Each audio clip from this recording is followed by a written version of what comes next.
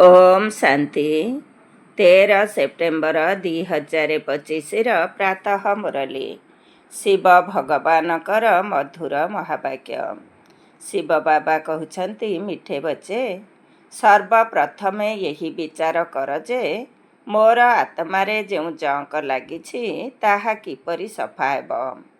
कारण छुंची उपरे जंक लागिथिबा पर्यंत चुंबक टाणी पारिब नाही।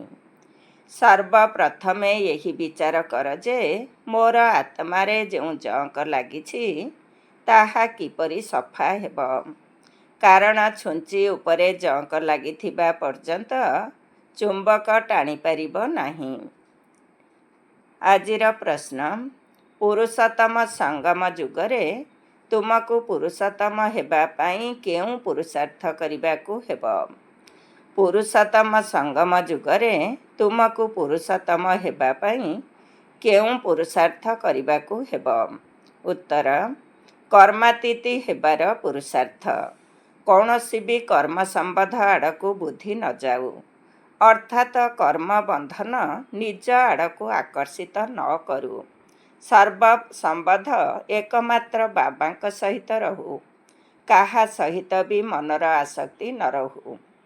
यही भली पुरुषार्थ कर। पर चिंतन पर दर्शन रे निजर समय नष्ट कर नाही। बाबांका स्मृति रे रहिबार अभ्यास कर। गीत जाग सजनिया जाग। ओम शांति। आत्मिक संतान माने शरीर द्वारा गीत शुणिले, काहीकि ना बाबा एबे समस्त संतान मानकु आत्म अभिमानी कराउछंती। तुमको आत्मार ज्ञान मिलुछि। दुनिया रे जणे हेले मनुष्य नाहंती जाहाक पाखरे आत्मार यथार्थ ज्ञान थिब। तेबे पुणी परमात्मा का ज्ञान किपरि रही पारिब। ए कथा बाबा ही बसी बुझाउछंती। शरीर सहित ही बुझाइबाकु पड़िब। शरीर बिना तो आत्मा किछि करि पारिब नाही। आत्मा जानिछि जे मु केउठार निवासी, काहार संतान अटे। एबे तुमे यथार्थ रूपे जानिछ। सबु अभिनेता हेउछंती पाटधारी। भिन्न भिन्न धर्मर आत्मा माने केबे आसुछंती ए कथा मध्य तुम बुद्धि रे अछि। बाबा विस्तार रे बुझाउ नाहंती, सारांश रे बुझाउछंती। सारांश अर्थात गोटिए सेकेंड रे एपरि बुझाउछंती जे सत्ययुग आदिरु नहीं अंत पर्यंत जना पड़ी जाउछि जे किपरि आमर अभिनय निर्धार्य होई रहिछि। एबे तुमे जानुछ जे बाबा किए, तांकर एही ड्रामा रे कौन अभिनय रहिछि। ए कथा मध्य जानिछ, बाबा हेले सर्वोच्च, समस्तंकर सद्गति दाता, दुख हर्ता, सुख कर्ता। शिव जयंतीर गायन मध्य रहिछि। निश्चय कुहाजिब जे शिव जयंती सबुठारु श्रेष्ठ अटे। खास भारतर ही जयंती पालन करुछंती। जेउ जेउ राजत समय रे जेउ श्रेष्ठ पुरुषंकर अतीतर इतिहास भल थाए, तांकर स्टाम्प मध्य तैयारी करिथांती। एबे शिवंक जयंती मध्य पालन करुछंती। बुझाइबा दरकार, सबुठारु श्रेष्ठ जयंती काहार, काहार स्टाम्प तैयारी करिबा दरकार। कौनसी साधु संत अथवा सिख मानकर, मुसलमान मानकर अथवा इंग्रेज मानकर कौनसी भल दार्शनिक थिले तांकर स्टाम्प तैयारी कराई थांती। जेपरि राणा प्रताप आदिकर मध्य तैयारी करुछंती। वास्तव रे शिव बाबांकर ही स्टाम्प हेबा दरकार, जे कि समस्तंक सद्गति दाता अटंती। यही समय रे बाबा न आसिले सद्गति किपरि हेब। काहीकि ना समस्ते रौरव नरकरे उबुटुबु हेउछंती। सबुठारु सर्वोच्च हेले शिव बाबा पतित पावन। शिवंक मंदिर मध्य बहुत उच्च स्थान रे तैयारी करुछंती, काहीकि ना से सर्वोच्च अटंती। बाबा ही आसी भारत को स्वर्गर मालिक कराउछंती। से आसीबा परे सद्गति करुछंती। तेणु सेही बाबांकर ही स्मृति चिन्ह रहिबा उचित। स्टाम्प मध्य शिव बाबांकर किपरि करिवे। भक्ति मार्गरे तो शिवलिंग तैयारी करुछंती। से ही सर्वश्रेष्ठ आत्मा अटंती। ସର୍ବୋଚ୍ଚ ମନ୍ଦିର ମଧ୍ୟ ଶିବଙ୍କର ହିଁ କୁହାଯିବ। ସୋମନାଥ ଶିବଙ୍କର ମନ୍ଦିର ଅଟେ ନା? ଭାରତବାସୀ ତମ ପ୍ରଧାନ ହେବା କାରଣରୁ ଏକଥା ମଧ୍ୟ ଜାଣିନାହାନ୍ତି ଯେ ଶିବ କିଏ, ଯାହାଙ୍କର ପୂଜା କରୁଛୁ ଏବଂ ତାଙ୍କର କର୍ତ୍ତବ୍ୟତ କ'ଣ। ରାଣା ପ୍ରତାପ ମଧ୍ୟ ଲଢ଼େଇ କରିଥିଲେ, ତାହା ତ ହିଂସା ହେଲା ନା? ଏହି ସମୟରେ ସମସ୍ତେ ହେଉଛନ୍ତି ଡବଲ ହିଂସକ। ବିକାରଗ୍ରସ୍ତ ହେବା, କାମ କଟୁରୀ ଚଲାଇବା ମଧ୍ୟ ଏହା ମଧ୍ୟ ହିଂସା ଅଟେ ନା? ଏହି ଲକ୍ଷ୍ମୀ ନାରାୟଣ ତ ଡବଲ ହିଂସକ ଥିଲେ। ମନୁଷ୍ୟଙ୍କ ପାଖରେ ଯେତେବେଳେ ସମ୍ପୂର୍ଣ୍ଣ ଜ୍ଞାନ ହେବ ସେତେବେଳେ ହିଁ ସେମାନେ ଅର୍ଥ ସହିତ ଷ୍ଟାମ୍ପ ତିଆରି କରିବେ। ସତ୍ୟଯୁଗରେ ଏହି ଲକ୍ଷ୍ମୀ ନାରାୟଣଙ୍କ ଷ୍ଟାମ୍ପ ରହିଥାଏ। ଶିବ ବାବାଙ୍କ ଜ୍ଞାନ ତ ସେଠାରେ ରହିବ ନାହିଁ। ତେଣୁ ନିଶ୍ଚୟ ଶ୍ରେଷ୍ଠରୁ ଶ୍ରେଷ୍ଠ ଲକ୍ଷ୍ମୀ ନାରାୟଣଙ୍କର ହିଁ ଷ୍ଟାମ୍ପ ରହିବ। ଏବେ ମଧ୍ୟ ଭାରତରେ ସେହି ଷ୍ଟାମ୍ପ ରହିବା ଉଚିତ। ସର୍ବଶ୍ରେଷ୍ଠ ହେଉଛନ୍ତି ତ୍ରିମୂର୍ତ୍ତି ଶିବ, ତାହା ତ ଅବିନାଶୀ ରହିବା ଉଚିତ। କାହିଁକି ନା ଭାରତକୁ ଅବିନାଶୀ ରାଜଗଦି ଦେଉଛନ୍ତି। ପରମ ପିତା ପରମାତ୍ମା ହିଁ ଭାରତକୁ ସ୍ୱର୍ଗ କରାଉଛନ୍ତି। ତୁମମାନଙ୍କ ମଧ୍ୟରେ ବହୁତ ଅଛନ୍ତି ଯେଉଁମାନେ କି ଭୁଲି ଯାଉଛନ୍ତି ଯେ ବାବା ଆମକୁ ସ୍ୱର୍ଗର ମାଲିକ କରାଉଛନ୍ତି।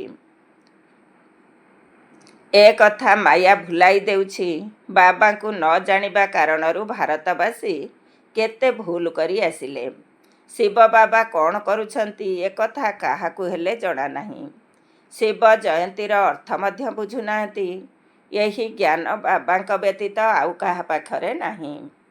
ଏବେ ତୁମମାନଙ୍କୁ ବାବା ବୁଝାଉଛନ୍ତି ଯେ ତୁମେ ଅନ୍ୟମାନଙ୍କ ଉପରେ ତଥା ନିଜ ଉପରେ ନିଜେ ମଧ୍ୟ ଦୟା କର। ଶିକ୍ଷକ ପାଠ ପଢ଼ାଇଥାନ୍ତି, ଏହା ବି ତାଙ୍କର ଦୟା ହେଲା ନା? ଇଏ ମଧ୍ୟ କହୁଛନ୍ତି ମୁଁ ଶିକ୍ଷକ ଅଟେ, ତୁମକୁ ପଢ଼ାଉଛି। ବାସ୍ତବରେ ଏହାର ନାମ ପାଠଶାଳା ବୋଲି ବି କୁହାଯିବ ନାହିଁ। ଏହା ତ ବହୁତ ବଡ଼ ୟୁନିଭର୍ସିଟି ବା ବିଶ୍ୱବିଦ୍ୟାଳୟ ଅଟେ। ବାକି ତ ସବୁ ହେଉଛି ମିଛ। ସାରା ବିଶ୍ୱ ପାଇଁ ତ ଗୋଟିଏ ବି କଲେଜ ନାହିଁ। ତେଣୁ ଏକ ବାବାଙ୍କର ହିଁ ୟୁନିଭର୍ସିଟି ରହିଛି, ଯିଏ ସାରା ବିଶ୍ୱର ସଦ୍ଗତି କରୁଛି। ବାସ୍ତବରେ ଏହା ଏକମାତ୍ର ବିଶ୍ୱବିଦ୍ୟାଳୟ ଅଟେ। ଏହାଦ୍ୱାରା ହିଁ ସମସ୍ତେ ମୁକ୍ତି ଜୀବନ ମୁକ୍ତି ପାଉଛନ୍ତି, ଅର୍ଥାତ୍ ଶାନ୍ତି ଏବଂ ସୁଖକୁ ପ୍ରାପ୍ତ କରୁଛନ୍ତି। ତେଣୁ ଏହା ବିଶ୍ୱ ପାଇଁ ହେଲା ନା? ସେଥିପାଇଁ ବାବା କହୁଛନ୍ତି ଡର ନାହିଁ। ଏହା ତ ବୁଝାଇବାର କଥା ଅଟେ। ଏପରି ମଧ୍ୟ ହୋଇଥାଏ, ଜରୁରୀକାଳୀନ ପରିସ୍ଥିତିରେ କେହି କାହାରି କଥା ମଧ୍ୟ ଶୁଣି ନଥାନ୍ତି। ପ୍ରଜାଙ୍କର ପ୍ରଜା ଉପରେ ରାଜ୍ୟ ଚାଲୁଛି। ଆଉ କୌଣସି ଧର୍ମରେ ଆରମ୍ଭରୁ ରାଜତ୍ୱ ଚାଲୁନାହିଁ। ସେମାନେ ତ ଧର୍ମ ସ୍ଥାପନ କରିବାକୁ ଆସୁଛନ୍ତି। ପୁଣି ଯେବେ ଲକ୍ଷ ଲକ୍ଷ ସଂଖ୍ୟାରେ ହୋଇଯିବେ ସେବେ ରାଜତ୍ୱ କରିପାରିବେ। ଏଠାରେ ତ ବାବା ରାଜତ୍ୱ ସ୍ଥାପନ କରୁଛନ୍ତି ସାରା ବିଶ୍ୱ ନିମନ୍ତେ। ଏହା ମଧ୍ୟ ବୁଝାଇବାର କଥା ଅଟେ। ଦୈବୀ ରାଜଧାନୀ ଏହି ପୁରୁଷୋତ୍ତମ ସଙ୍ଗମ ଯୁଗରେ ସ୍ଥାପନ କରୁଛନ୍ତି। ବାବା ବୁଝାଇଛନ୍ତି, ଶ୍ରୀକୃଷ୍ଣ, ଶ୍ରୀନାରାୟଣ, ଶ୍ରୀରାମ ଆଦିଙ୍କର କଳାଚିତ୍ର ମଧ୍ୟ ହାତରେ ଧରି ବୁଝାଅ। ଶ୍ରୀକୃଷ୍ଣଙ୍କୁ ଶ୍ୟାମ ସୁନ୍ଦର କାହିଁକି କୁହାଯାଉଛି? ସୁନ୍ଦର ଥିଲେ ପୁଣି ଶ୍ୟାମଳ କିପରି ହେଉଛନ୍ତି? ଭାରତ ହିଁ ସ୍ୱର୍ଗ ଥିଲା, ଏବେ ନର୍କ ହୋଇଯାଇଛି। ନର୍କ ଅର୍ଥାତ୍ କଳା, ସ୍ୱର୍ଗ ଅର୍ଥାତ୍ ଗୋରା। ରାମ ରାଜ୍ୟକୁ ଦିନ, ରାବଣ ରାଜ୍ୟକୁ ରାତି କୁହାଯାଉଛି। ତେଣୁ ତୁମେ ବୁଝାଇ ପାରିବ ଦେବତାମାନଙ୍କୁ କାହିଁକି କଳା କରିଛନ୍ତି। ବାବା ବସି ବୁଝାଉଛନ୍ତି, ତୁମେ ଏବେ ପୁରୁଷୋତ୍ତମ ସଙ୍ଗମ ଯୁଗରେ ଅଛ। ସେମାନେ ନାହାନ୍ତି, ତୁମେ ତ ଏଠାରେ ବସିଛ ନା? ଏଠାରେ ତୁମେ ସଙ୍ଗମ ଯୁଗରେ ହିଁ ଅଛ। ପୁରୁଷୋତ୍ତମ ହେବା ପାଇଁ ପୁରୁଷାର୍ଥ କରୁଛ। ବିକାରୀ ପତିତ ମନୁଷ୍ୟମାନଙ୍କ ସହିତ ତୁମର କୌଣସି ସମ୍ପର୍କ ହିଁ ନାହିଁ। ହଁ, ଏବେ କର୍ମାତୀତ ଅବସ୍ଥା ହୋଇନଥିବାରୁ କର୍ମ ସମ୍ବନ୍ଧ ସହିତ ମଧ୍ୟ ମନ ଲାଗିଯାଉଛି। କର୍ମାତୀତ ହେବା ପାଇଁ ଯୋଗଯୁକ୍ତ ସ୍ଥିତି ଆବଶ୍ୟକ। ବାବା ବୁଝାଉଛନ୍ତି, ତୁମେ ହେଉଛ ଆତ୍ମା। ତୁମର ପରମାତ୍ମା ପିତାଙ୍କ ସହିତ କେତେ ସ୍ନେହ ରହିବା ଉଚିତ। ଓହୋ, ବାବା ଆମକୁ ପଢ଼ାଉଛନ୍ତି। ଏହି ଉତ୍ସାହ କାହା ପାଖରେ ରହୁନାହିଁ। ମାୟା ବାରମ୍ବାର ଦେହ ଅଭିମାନର ବଶୀଭୂତ କରିଦେଉଛି। ଯେହେତୁ ତୁମେ ଜାଣିଛ ଯେ ଶିବ ବାବା ଆମ ଆତ୍ମାମାନଙ୍କ ସହିତ କଥା ହେଉଛନ୍ତି, ତେଣୁ ସେହି ଆକର୍ଷଣ, ସେହି ଖୁସି ରହିବା ଦରକାର ନା। ଜଙ୍କ ଲାଗିନଥିବା ଛୁଞ୍ଚିକୁ ତୁମେ ଚୁମ୍ବକ ଆଗରେ ରଖିଲେ ତୁରନ୍ତ ଲାଖିଯିବ। ଟିକିଏ ହେଲେ ଜଙ୍କ ରହିଲେ ଲାଗିବ ନାହିଁ, ଆକର୍ଷଣ ହେବ ନାହିଁ। ଯେଉଁଠି ଜଙ୍କ ନଥିବ ସେହି ସ୍ଥାନକୁ ଚୁମ୍ବକ ଟାଣିବ। ଯୋଗଯୁକ୍ତ ସ୍ଥିତିରେ ରହିଲେ ପିଲାମାନେ ଆକର୍ଷିତ କରିପାରିବେ। ବିକାର ରୂପୀ ଜଙ୍କ ଥିଲେ ଆକର୍ଷିତ ହୋଇପାରିବେ ନାହିଁ। ପ୍ରତ୍ୟେକ ବୁଝିପାରିବେ ଯେ ଆମର ଛୁଞ୍ଚି ବିଲକୁଲ ପବିତ୍ର ହୋଇଗଲେ ଆକର୍ଷିତ କରିପାରିବ। ଆକର୍ଷଣ ହେଉନାହିଁ କାହିଁକି ନା ଜଙ୍କ ଲାଗି ରହିଛି। ତୁମେ ଅଧିକ ଯୋଗଯୁକ୍ତ ହେଲେ ବିକର୍ମ ଭସ୍ମ ହେବ। ଆଚ୍ଛା, ପୁଣି ଯଦି କୌଣସି ପାପ କରିବ ତେବେ 100 ଗୁଣା ଦଣ୍ଡଭୋଗ କରିବ। ଜଙ୍କ ଲାଗି ରହିଛି, ତେଣୁ ଯୋଗଯୁକ୍ତ ହୋଇ ରହିପାରୁନାହାନ୍ତି। ନିଜକୁ ଆତ୍ମା ବୁଝି ବାବାଙ୍କୁ ମନେ ପକାଅ। ବାବାଙ୍କୁ ଭୁଲିବା ଦ୍ୱାରା ଜଙ୍କ ଲାଗିଯାଏ, ତେଣୁ ସେହି ଆକର୍ଷଣ, ସ୍ନେହ ରହୁନାହିଁ। ଜଙ୍କ ସଫା ଥିଲେ ସ୍ନେହ ରହିବ, ଖୁସି ମଧ୍ୟ ରହିବ, ଚେହେରା ହର୍ଷିତ ରହିବ। ତୁମକୁ ଭବିଷ୍ୟତରେ ଏହିପରି ହେବାକୁ ପଡ଼ିବ। ସେବା ନ କରିବା ଦ୍ୱାରା ପୁରୁଣା ବିକାରୀ କଥାବାର୍ତ୍ତା ହେଉଛନ୍ତି। ବାବାଙ୍କଠାରୁ ବୁଦ୍ଧିଯୋଗ ହିଁ ବିଚ୍ଛିନ୍ନ କରିଦେଉଛନ୍ତି।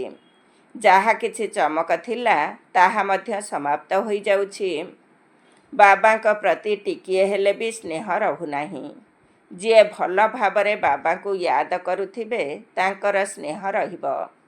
ବାବାଙ୍କର ମଧ୍ୟ ତାଙ୍କ ପ୍ରତି ଆକର୍ଷଣ ରହିବ।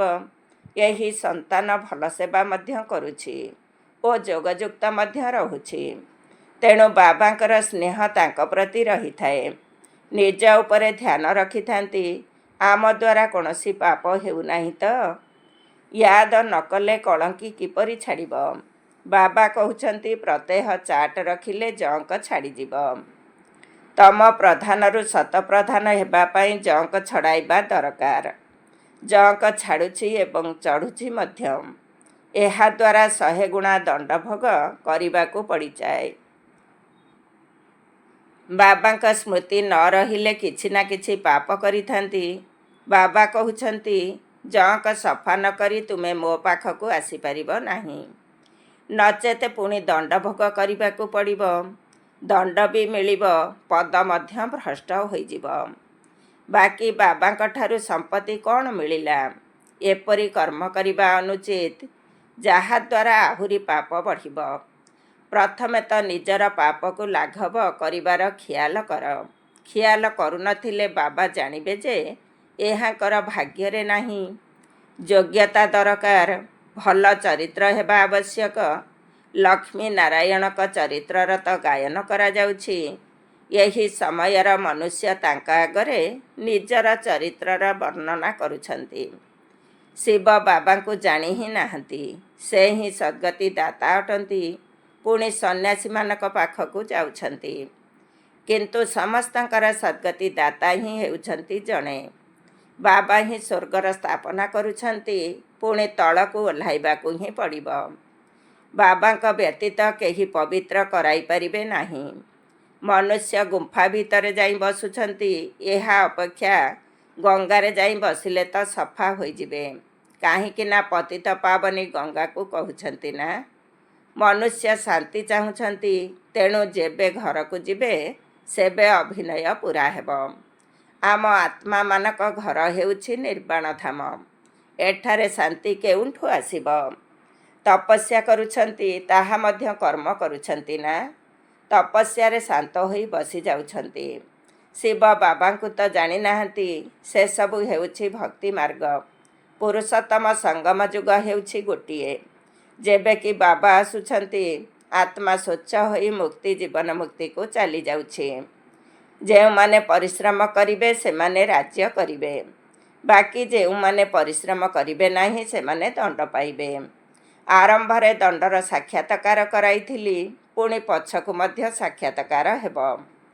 ଦେଖିବେ ଯେ ଆମେ ଶ୍ରୀମତ ପାଳନ ନ କରିବା କାରଣରୁ ଏପରି ଅବସ୍ଥା ହୋଇଛି। ପିଲାମାନଙ୍କୁ କଲ୍ୟାଣକାରୀ ହେବାକୁ ପଡ଼ିବ। ବାବା ଏବଂ ରଚନାର ପରିଚୟ ଦେବାକୁ ହେବ। ଯେପରି ଛୁଞ୍ଚିକୁ କିରୋସିନି ତେଲରେ ପକାଇଲେ ଜଙ୍କ ଛାଡ଼ିଯାଏ, ସେହିପରି ବାବାଙ୍କ ୟାଦରେ ରହିବା ଦ୍ୱାରା ବିକାର ରୂପୀ ଜଙ୍କ ଛାଡ଼ିଯାଏ।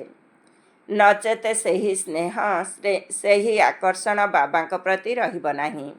ସବୁ ସ୍ନେହ ମିତ୍ର ସମ୍ବନ୍ଧୀମାନଙ୍କ ଆଡ଼କୁ ଚାଲିଯିବ, ତାଙ୍କ ପାଖରେ ଯାଇ ରହିଥାନ୍ତି। କେଉଁଠି ସେହି ବିକାରର ଜଙ୍କ ଲାଗିଥିବା ସଙ୍ଗ ଏବଂ କେଉଁଠି ଏହି ଶ୍ରେଷ୍ଠ ସଙ୍ଗ। ଜଙ୍କ ଖାଇଯାଇଥିବା ଜିନିଷ ସଙ୍ଗରେ ରହିଲେ ସେଥିରେ ମଧ୍ୟ ଜଙ୍କ ଲାଗିଯିବ। ଜଙ୍କ ସଫା କରିବା ପାଇଁ ହିଁ ବାବା ଆସୁଛନ୍ତି। ବାବାଙ୍କୁ ମନେ ପକାଇଲେ ପବିତ୍ର ହେବେ। ଅଧା କଳ୍ପରୁ ବହୁତ ଜୋରରେ ଜଙ୍କ ଲାଗି ରହିଛି। ଏବେ ଚୁମ୍ବକ ସଦୃଶ ବାବା କହୁଛନ୍ତି, ମୋତେ ମନେ ପକାଅ। ଯେତେ ବୁଦ୍ଧିର ଯୋଗ ମୋ ସହିତ ରହିବ, ସେତେ ଜଙ୍କ ସଫା ହେବ। ନୂଆ ଦୁନିଆ ତ ସ୍ଥାପନା ହେବ। ସତ୍ୟ ଯୁଗରେ ପ୍ରଥମେ ଦେବୀ ଦେବତାମାନଙ୍କର ବହୁତ ଛୋଟ ବୃକ୍ଷ ରହିବ, ପୁଣି ବୃଦ୍ଧି ହୋଇ ଚାଲିବ। ଏହିଠାରେ ହିଁ ତୁମ ପାଖକୁ ଆସି ପୁରୁଷାର୍ଥ କରୁଛନ୍ତି। ଉପରୁ କେହି ଆସୁନାହାନ୍ତି। ଯେପରି ଅନ୍ୟ ଧର୍ମର ଆତ୍ମାମାନେ ଉପରୁ ଆସୁଛନ୍ତି, ଏଠାରେ ତୁମର ରାଜଧାନୀ ସ୍ଥାପନା ହେଉଛି। ସମସ୍ତ ଆଧାର ପାଠପଢ଼ା ଉପରେ ରହିଛି ଓ ବାବାଙ୍କର ଶ୍ରୀମତ ପାଳନ ଉପରେ ରହିଛି। ବୁଦ୍ଧିଯୋଗ ବାହାରକୁ ଗଲେ ମଧ୍ୟ ଜଙ୍କ ଲାଗିଯାଏ। ଏଠାରେ ସବୁ ହିସାବ କିତାବ ଚୁକ୍ତ କରି ଜୀବଦଶାରେ ରହି ସବୁ କିଛି ତ୍ୟାଗ କରି ଆସୁଛନ୍ତି। ସନ୍ନ୍ୟାସ କଲେ ମଧ୍ୟ ଅନେକ ଦିନ ଧରି ଘର କଥା ମନରେ ଥାଏ। ତୁମେ ପିଲାମାନେ ଜାଣିଛ, ଏବେ ଆମକୁ ସତର ସଙ୍ଗ ମିଳିଛି। ଆମେ ନିଜ ପିତାଙ୍କ ସ୍ମୃତିରେ ହିଁ ରହୁଛୁ। ମିତ୍ର ସମ୍ବନ୍ଧୀମାନଙ୍କୁ ତ ଜାଣିଛ ନା। ଗୃହସ୍ଥ ବ୍ୟବହାରରେ ରହି କର୍ମ କରି ବାବାଙ୍କୁ ମନେ ପକାଇ ପବିତ୍ର ହେବାକୁ ପଡ଼ିବ। ଅନ୍ୟମାନଙ୍କୁ ମଧ୍ୟ ଶିଖାଇବାକୁ ହେବ। ପୁଣି ଭାଗ୍ୟରେ ଥିଲେ ଅଗ୍ରଗତି କରିବେ। ବ୍ରାହ୍ମଣ କୁଳର ନ ହୋଇଥିଲେ ପୁଣି ଦେବତା କୁଳକୁ କିପରି ଆସିବେ? ବହୁତ ସହଜ ପଏଣ୍ଟସ୍ ଦିଆଯାଉଛି, ଯାହା ତୁରନ୍ତ କାହାର ବୁଦ୍ଧିରେ ଆସିଯିବ। ବିନାଶ କାଳେ ବିପରୀତ ବୁଦ୍ଧିର ଚିତ୍ର ମଧ୍ୟ ସ୍ପଷ୍ଟ ଭାବେ ରହିଛି। ବର୍ତ୍ତମାନ ସେ ସାମ୍ରାଜ୍ୟ ତ ନାହିଁ, ଦୈବୀ ସାମ୍ରାଜ୍ୟ ଥିଲା, ଯାହାକୁ ସ୍ୱର୍ଗ କୁହାଯାଉଥିଲା। ଏବେ ତ ପଞ୍ଚାୟତି ରାଜ୍ୟ ରହିଛି। ଏହା ବୁଝାଇବାରେ କୌଣସି ଆପତ୍ତି ନାହିଁ। କିନ୍ତୁ ନିଜର ଜଙ୍କ ସଫା ହୋଇଥିଲେ ତ କାହାକୁ ତୀର ଲାଗିବ? ପ୍ରଥମେ ଜଙ୍କ ସଫା କରିବା ପାଇଁ ଚେଷ୍ଟା କରିବା ଦରକାର। ନିଜର ଚରିତ୍ରକୁ ଦେଖିବା ଦରକାର। ରାତିଦିନ ଆମେ କ'ଣ କରୁଛୁ? ରୋଷେଇ ଘରେ ଭୋଜନ ପ୍ରସ୍ତୁତ ସମୟରେ, ରୁଟି ସେକିବା ସମୟରେ ମଧ୍ୟ ଯେତେ ସମ୍ଭବ ବାବାଙ୍କର ସ୍ମୃତିରେ ରୁହ। ବୁଲିବାକୁ ଗଲେ ମଧ୍ୟ ସ୍ମୃତିରେ ରୁହ। ବାବା ସମସ୍ତଙ୍କର ଅବସ୍ଥାକୁ ତ ଜାଣିଛନ୍ତି ନା। ପରଚିନ୍ତନ ପରଦର୍ଶନ କଲେ ଆହୁରି ଜଙ୍କ ଲାଗିଥାଏ। ପରଚିନ୍ତନର କୌଣସି କଥା ଶୁଣ ନାହିଁ। ଆଚ୍ଛା, ମିଠା ମିଠା ଶିଖିଲ ଧେ ସନ୍ତାନମାନଙ୍କ ପ୍ରତି ମାତା ପିତା ବାପ ଦାଦାଙ୍କର ମଧୁର ସ୍ନେହସମ୍ପନ୍ନ ଶୁଭେଚ୍ଛା ଏବଂ ସୁପ୍ରଭାତ। ଆତ୍ମିକ ପିତାଙ୍କର ଆତ୍ମିକ ସନ୍ତାନମାନଙ୍କୁ ନମସ୍ତେ। ଆମ ଆତ୍ମିକ ସନ୍ତାନମାନଙ୍କର ଆତ୍ମିକ ମାତା ପିତା ବାପ ଦାଦାଙ୍କୁ ନମସ୍ତେ ନମସ୍ତେ, ସୁପ୍ରଭାତ।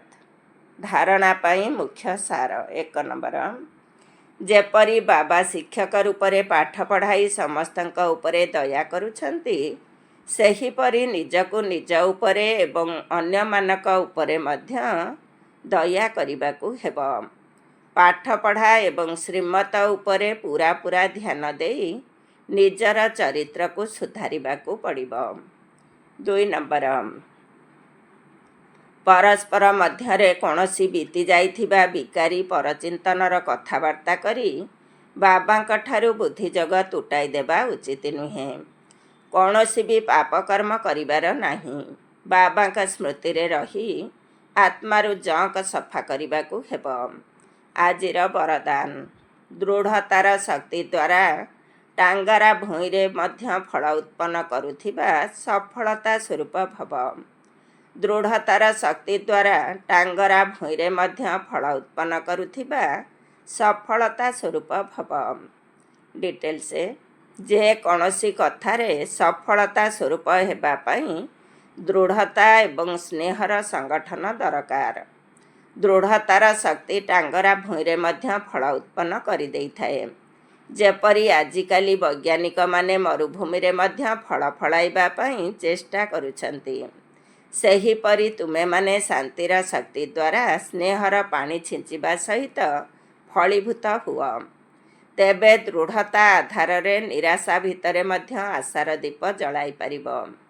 କାହିଁକିନା ସାହସ ରଖିବା ଦ୍ୱାରା ବାବାଙ୍କର ସାହାଯ୍ୟ ମିଳିଯାଏ। ଆଜିର ସ୍ଲୋଗାନ, ନିଜକୁ ସର୍ବଦା ପ୍ରଭୁଙ୍କର ଅମାନତ ମନେ କରି ଚାଲିଲେ କର୍ମରେ ଆତ୍ମିକ ଭାବ ଆସିଯିବ। ନିଜକୁ ସର୍ବଦା ପ୍ରଭୁଙ୍କର ଅମାନତ ମନେ କରି ଚାଲିଲେ କର୍ମରେ ଆତ୍ମିକ ଭାବ ଆସିଯିବ। ଓମ୍ ଶାନ୍ତି। ଆଜିର ଅବ୍ୟକ୍ତ ଇସାରା। ଏବେ ଲଗନର ଅଗ୍ନିକୁ ପ୍ରଜ୍ୱଳିତ କରି ଯୋଗକୁ ଜ୍ୱାଳାରୂପ କର। ସାରଥୀ ଅର୍ଥାତ୍ ଆତ୍ମ ଅଭିମାନୀ, କାହିଁକିନା ଆତ୍ମା ହିଁ ସାରଥୀ ଅଟେ। ବ୍ରହ୍ମା ବାବା ଏହି ବିଧି ଦ୍ୱାରା ନମ୍ବର 1 ସିଦ୍ଧି ପ୍ରାପ୍ତ କରିଛନ୍ତି। ତେଣୁ ତୁମେମାନେ ମଧ୍ୟ ନିଜର ପିତାଙ୍କୁ ଅନୁକରଣ କର। ବାବା ଯେପରି ଦେହକୁ ଅଧୀନ କରି ପ୍ରବେଶ କରୁଛନ୍ତି, ଅର୍ଥାତ୍ ସାରଥୀ ହେଉଛନ୍ତି, ଦେହର ଅଧୀନ ହେଉନାହାନ୍ତି, ସେଥିପାଇଁ ନ୍ୟାରା ଏବଂ ପ୍ୟାରା ଅଟନ୍ତି। ସେହିପରି ତୁମେ ସବୁ ବ୍ରାହ୍ମଣ ଆତ୍ମାମାନେ ମଧ୍ୟ ବାବାଙ୍କ ସମାନ ସାରଥୀ ସ୍ଥିତିରେ ରୁହ। ସାରଥୀ ସ୍ୱତଃ ହିଁ ସାକ୍ଷୀ ହୋଇ ଯାହା ବି କରିବ, ଦେଖିବ, ଶୁଣିବ ଏବଂ ସବୁ କିଛି କରୁଥିଲେ ମଧ୍ୟ ମାୟାର ଲେପଛେପ ଠାରୁ ନିର୍ଲେପ ରହିବ। ଓମ୍ ଶାନ୍ତି।